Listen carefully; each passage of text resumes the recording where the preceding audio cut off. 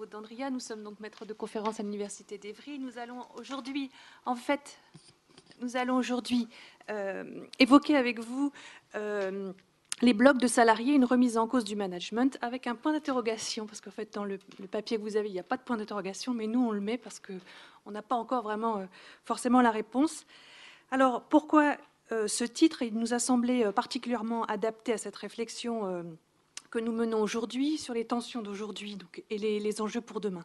Si on regarde le développement exponentiel donc, du Web 2.0, 2 points importants, une modification considérable et de la vitesse et de la profondeur des modifications dans les relations de travail. 2 points.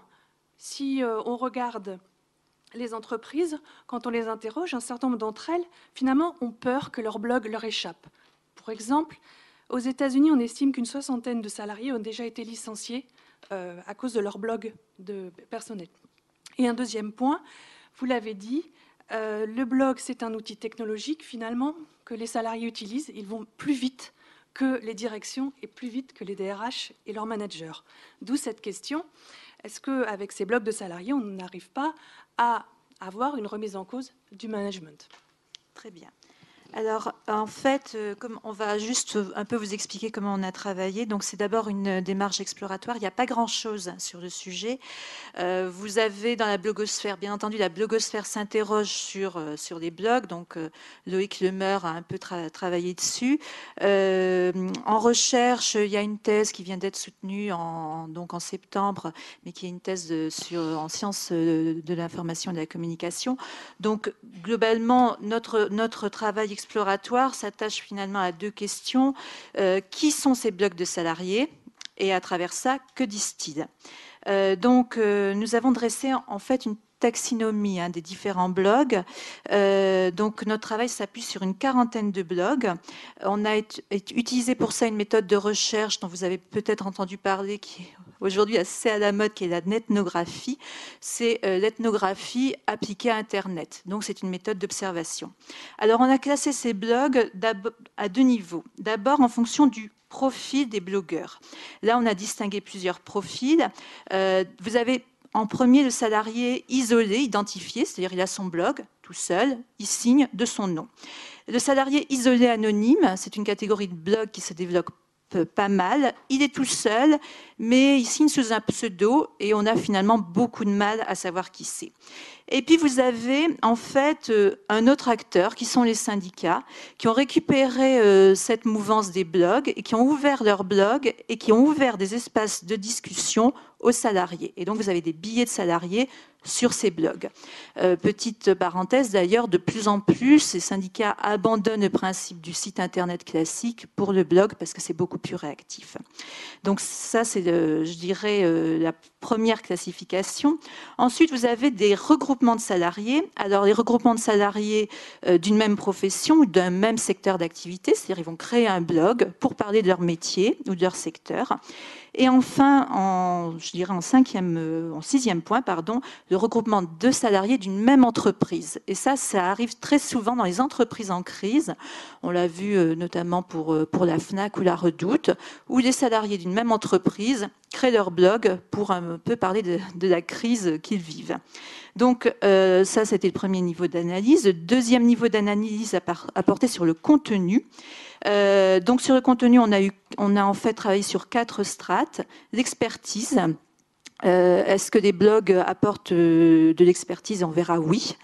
Le partage d'informations sur les pratiques professionnelles, en deuxième point.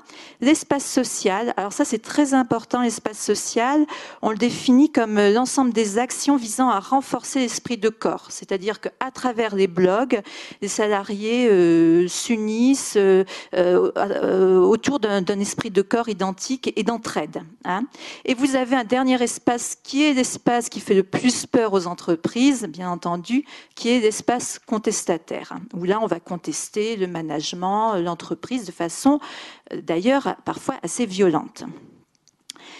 Donc en haut à droite, Oui, en haut à droite, vous avez donc l'analyse ethnographique d'un blog, donc petite illustration. On a donc travaillé sur les catégories, donc c'est-à-dire la structure du blog, la teneur des commentaires et des billets avec des comptages. On a noté ça sur une échelle de 1 à 5, donc en fonction des critères dont je vous ai parlé précédemment, à savoir le social, la contestation, l'expertise et les pratiques professionnelles. Là, sur l'exemple de ce blog, il s'agit donc d'un salarié isolé, mais qui n'est pas anonyme. À vrai dire, c'est un collègue, donc il y a son blog. Donc voilà ce que ça a donné en termes de typologie. On a dressé donc 4 catégories de salariés. On a procédé par une analyse factorielle finalement assez classique. Alors vous avez 2 axes. Vous avez un axe qui oppose, je dirais, les pratiques professionnelles vues sous un angle très opérationnel et très large, liées complètement à un secteur d'activité, des pratiques professionnelles très expertes et très pointues, ça c'est le premier axe. Et puis vous avez un second axe qui va opposer en fait l'expertise au social et à la contestation. Il faut savoir qu'en fait, à travers l'analyse des blogs, on a remarqué que les blogs d'experts ne sont pas dans le social, clairement, ne sont pas dans la contestation de l'entreprise, parce qu'en fait, on en parlera, on les détaillera plus avant, ils sont même des ambassadeurs de l'entreprise, et comme ils sont très individualistes, globalement, ils ne sont pas tellement dans l'entraide. Voilà. Et puis, il y a une catégorie qui est très représentée dans la catégorie contestataire, c'est bien sûr, vous l'avez deviné, les salariés isolés et anonymes. Alors, on va vous décrire ces différentes catégories. En fait, on a essayé de représenter, pour avoir un petit peu une idée. Alors en haut à gauche, c'est la main. La main, en fait, on les a appelés, c'est nos blocs de connecteurs.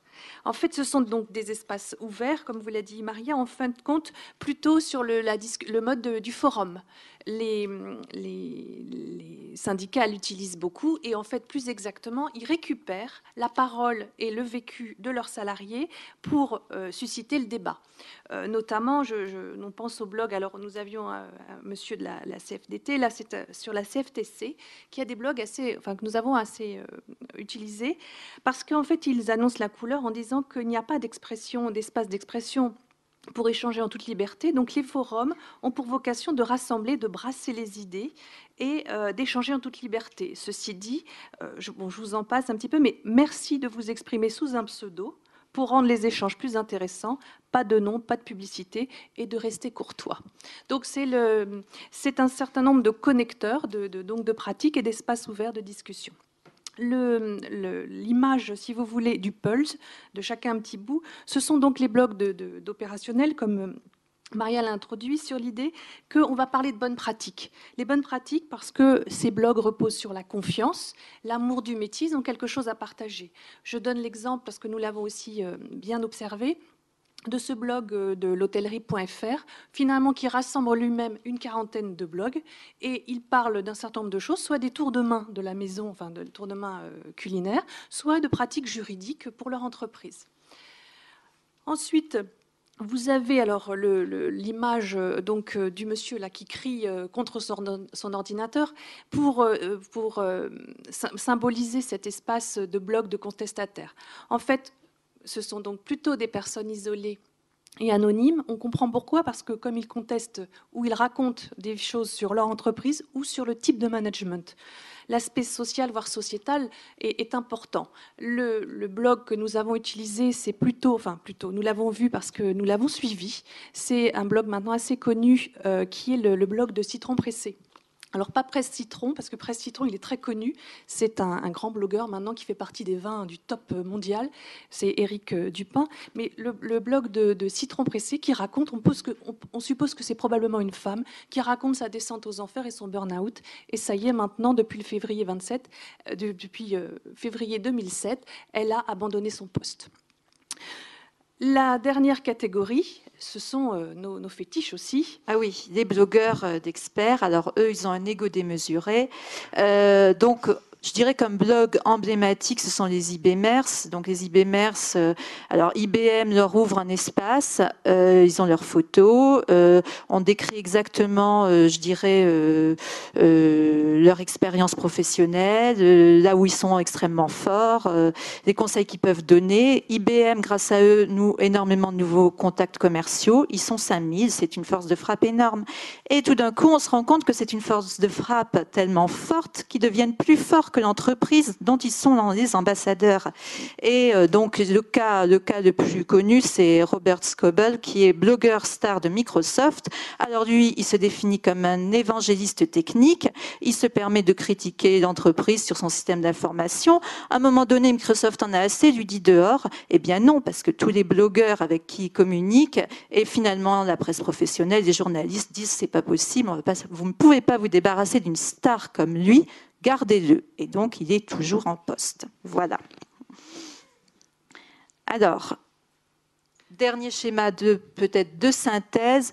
Je dirais que les blogs, finalement, peuvent ouvrir des voies de recherche, mais s'insèrent surtout dans des voies de recherche finalement assez connues, qui sont bien entendu le management de la connaissance, la transversalité, la notion d'intelligence collective. Il y a peut-être une voie moins, je dirais, peut-être moins forte, qui est le management des égos et le management des expertises. Ça, on le voit hein, dans le salarié hyper moderne, comment gérer les égos. Vous avez également tout ce qui est blog comme moyen d'observation, donc diffusion d'informations sociales, mais également baromètre social. Est-ce que mon entreprise va bien? Eh bien, je vais savoir en lisant les blogs de mes salariés. Et puis, ce qui vraiment, je dirais, au-delà de tout ce qu'on a pu décrire, fait peur à l'entreprise, c'est que le blog devient, alors, soit un outil de recrutement, à partir du moment où vous avez un bon buzz, soit un contre-outil, c'est-à-dire que globalement, vous mettez un budget important dans les forums, la presse professionnelle, pour faire connaître votre entreprise et recruter des hauts potentiels ou des jeunes. Et puis, vous vous rendez compte que vous avez eu un souci avec un seul salarié et il va vous détruire votre réputation.